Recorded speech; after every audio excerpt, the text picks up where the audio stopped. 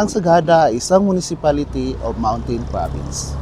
Sagada is 20 kilometers from the provincial capital, Batok, 396 kilometers from Manila via Halsima Highway, at 146 kilometers from Baguio. Mga kastorya, ang aking kasama na si Rico at ang Hawid Incorporated, pumunta sila sa Luzon.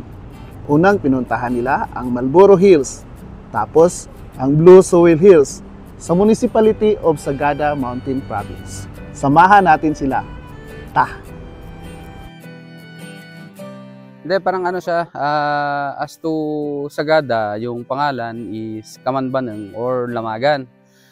Pero naano siya sa nung naging ano na siya ng tourism, naging Marlboro na. Yun, yung kung paano kinuha yung pangalan is sa ano ng Marlboro commercial. Because of wild horses. Yun. Kasi may mga wild horses tayo dito, no?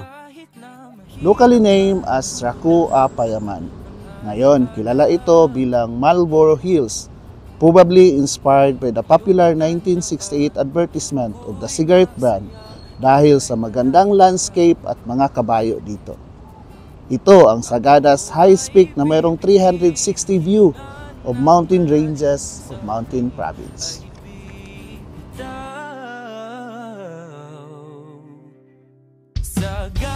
Kilalang lugar ito mag-witness ng magandang sunrise and sea of clouds.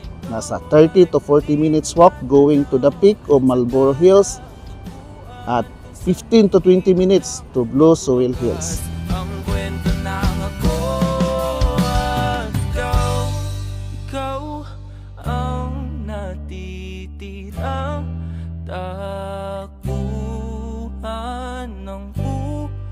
Naging blue yung ito kasi effect siya ng mineral and copper sulfate. So yun yung pinaka effect pa na yun yung pinaka effect niya. Bale nagiging blue yung mga soil natin. Ikaw, Kastorya, anong kwentong Sagada mo? For more stories, palihog, follow and like our Facebook page and our IG account. And subscribe na to our YouTube channel, Carwitz Stories. Ubanin pa ko ninyo.